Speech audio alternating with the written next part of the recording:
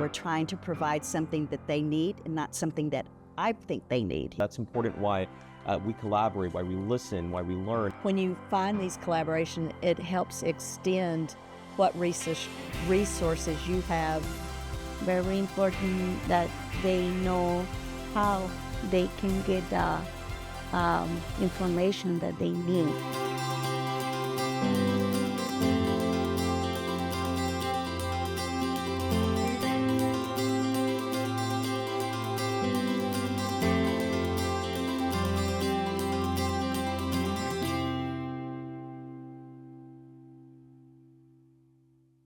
How you two made the connection, because this is a new thing that was brought to Coker, but this connection happened how long ago? You said it was about almost 10 years. 10 years ago. 10 years. So it's a decade-long friendship. Love that. Yes. Tell me a little bit about how this connection was formed. Go ahead. Well, it was really just one of those random, I was near the area, and I thought I had a friend that was in my life group through church, and I knew that he was volunteering at the food distribution at West Avenue Compassion. So I stopped in, visited. Sonia walked up and he introduced us, and just curiosity, we were like, well, what do you do and what do I do? And it just developed from, she said, oh, that would be great. And I saw that she was providing classes, and I was like, that is a wonderful thing for them to fill their time while they're waiting. And she said, oh, I wish we could do something like with your program. And I was like, well, let me go see. Let me ask my dental director. And so we got permission and set up our first, not knowing whether there might be 2 children there or 20. That's right. And it's just developed and grown over the year, and it's been a beautiful thing. That's amazing. And again, 10 years ago, at that time, Sonia, I'm curious to know what the need was for a program like this 10 years ago. Well, everybody, it seems like in the food pantry, my food pantry clients all need dental services. Right. All of them, just about, I would say 100%. So they don't have health insurance. And for them to be able to get a resource like this is very helpful, and they are grateful to be able to come in and get a dentist evaluation. And then Cynthia gives the sealants and the fluoride. And, if they need more than that, then I refer them to a low-cost dental clinic. And they appreciate that as well. But otherwise, these people would never be seen by a dentist or dental hygienist. So this is the perfect opportunity. They're there for food. And then there's these other resources, which is very, very valuable, this dental. And I think a wonderful thing about it's in a setting that is not frightening to children. Sometimes just the smell of walking into a dental office and you can smell the disinfectant, and that immediately, an alarm goes off. Absolutely.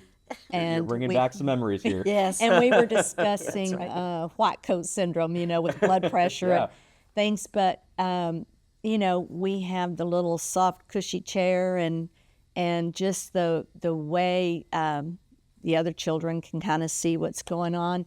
It's setting them up for success as an adult, because everything we do is easy and not painful at all. And so that's an important aspect of it, is just the ease with which they're receiving the care, and kind of, okay, this is what we do. And of course, we try to incorporate some education, oral health education and nutritional. And of course, they're getting that also through her classes. So it's just a great way to set them up for success as an adult. And it's great to have it all, again, in one place, a familiar setting for the community.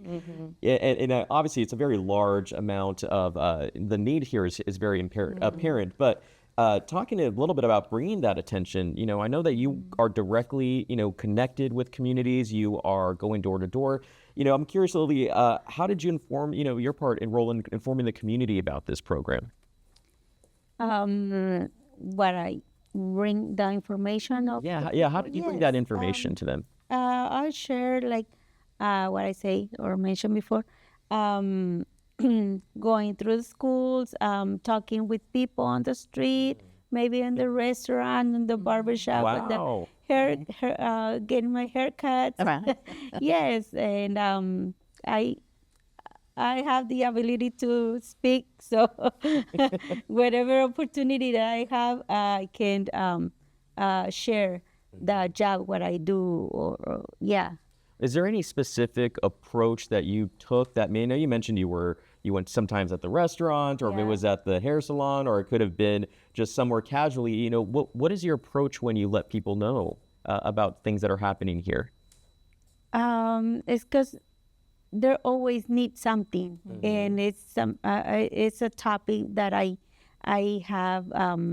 I share this service we had on this church. Do you need some mammograms? Do you need any woman health? And you have no insurance? So yeah, we have these services, and come with us, and I spread those information. And then you reunite with them here when you see them. I'm sure that feels really good when you can see them I actually always coming share out. my phone number, and they calling me, they text me, they whatever form of communication. That's amazing. I think it's great because, again, you see the collaboration here. It's very evident to me. And we've talked about this. We had a meeting maybe a few weeks ago. We were talking about this discussion, and it was very evident when we had that call how you all work so seamlessly together. And this is a question for Sonia and Lily. You know, when we think about the outcomes, you know, some of those stories when you've seen people come back in to receive any type of service, what are you hearing from those people? Like, what is the outcome that you're hearing from them? I see a lot of encouragement from them, and through all these clinics, the mobile mammograms, the women's services, the haircuts, the vaccinations, and these people the community is very positive, you know, and they will share. They're grateful, and they will share that resource with other people.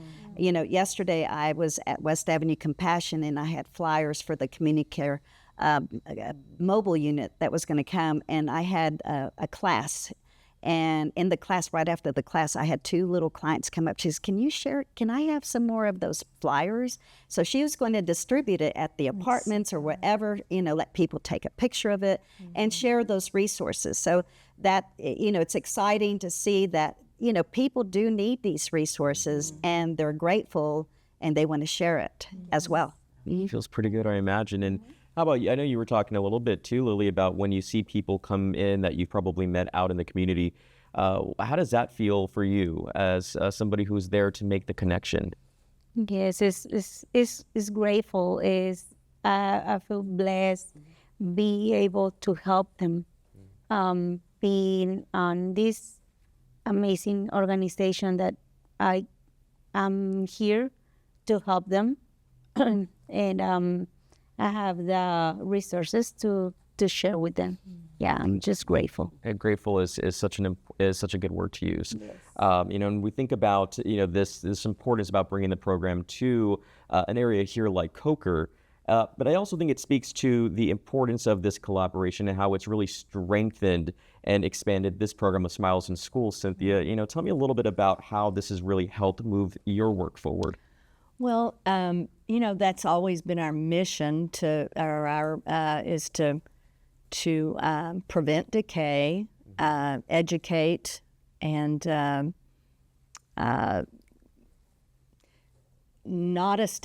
help them establish a dental home. But so that was all set, but it's really opened my eyes to different ways to seek collaboration, even if it's just through a conversation like we had. And I know coming up in the summer, there's been a long-standing preparedness operation this one's called Operation Border Health Preparedness, that's coming up. There will be Wesley Nurses involved in that as well, along with other resources. But, you know, it helps when you find these collaborations, it helps extend what resources you have to be able to grow them, really.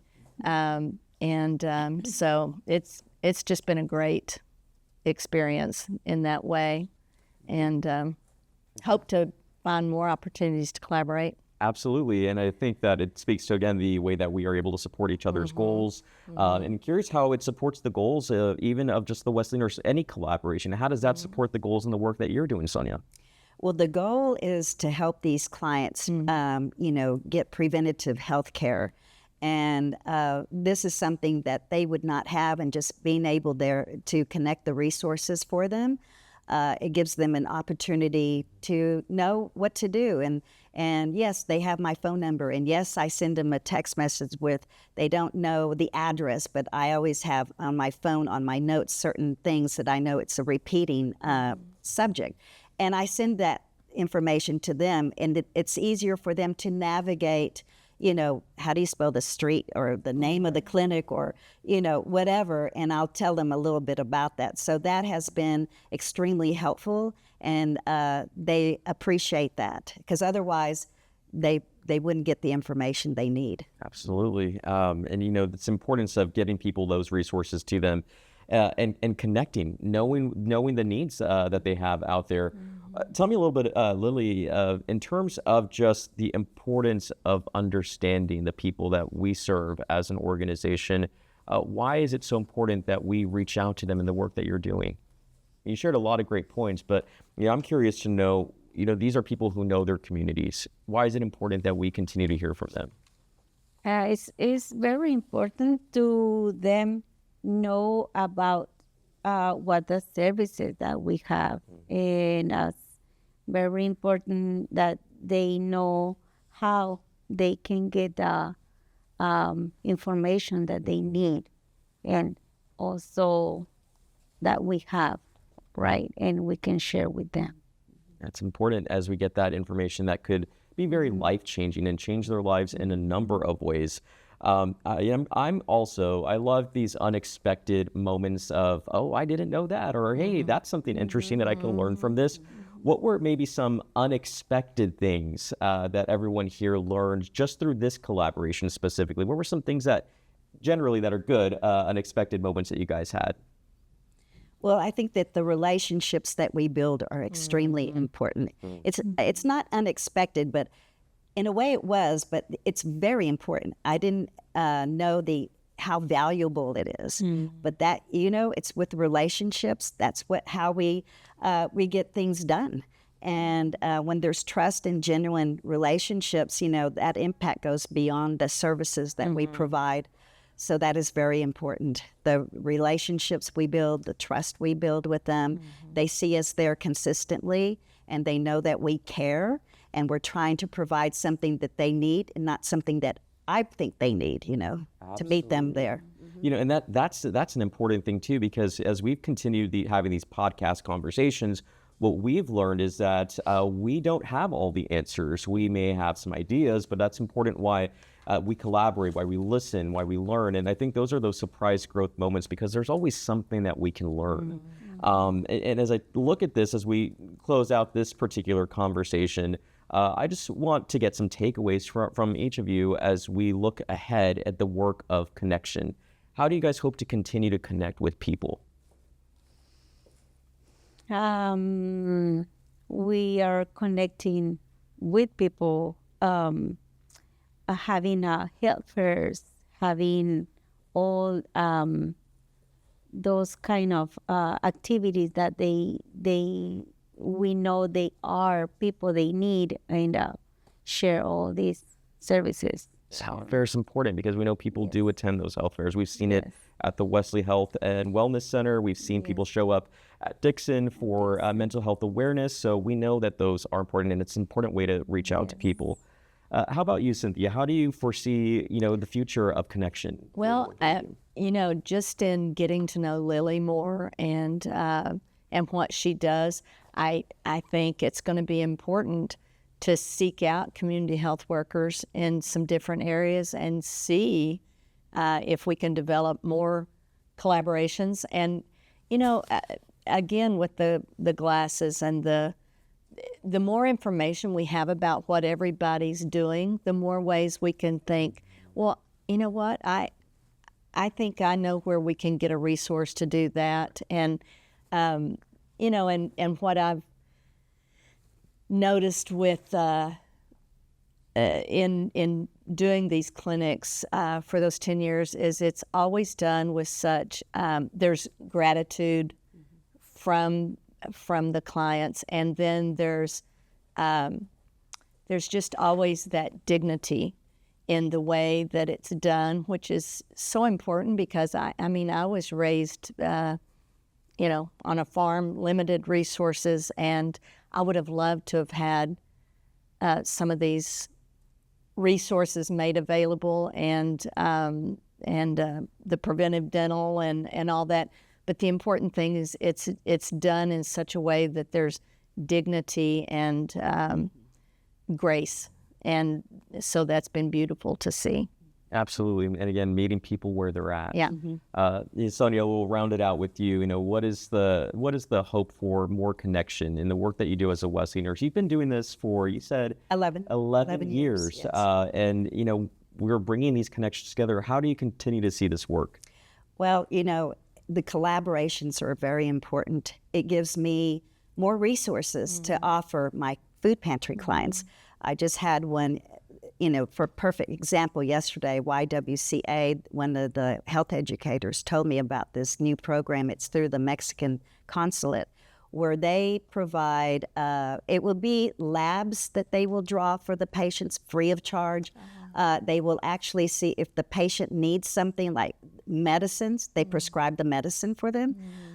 It's a follow-up. It's not just, okay, we're going to do the labs and let you go. So I want to bring that resource here. And they do some other things that CommuniCare does too. But what I was impressed with, the follow-up, what they do to provide actually, you know, a prescription for what they need, you know, which is something great, you know, very good. And it's having a pulse on what's happening, right? It's having the awareness and making those connections and continuing to do that as we look at the future. And, you know, I just definitely want to thank you all for sharing those insights with us as we look at the importance of community-centered work, but also focusing on building those connections with those who know their communities best. So just thank you all again for sharing your insights. And really quickly here, Cynthia, if people want to learn more about Smiles in Schools, where can they go? You can go to the Department of State Health Services website and just plug in Smiles in Schools or Oral Health Improvement Program. That is the program that I'm in, and find out more about it. Very important resource there. And of course, if you want to learn more about Wesley nurses and community health workers, Promotoras, you can always head over to mhm.org. Once again, ladies, thank you all for joining us for this conversation as we talk about the importance of community connection. And we'll see you next time.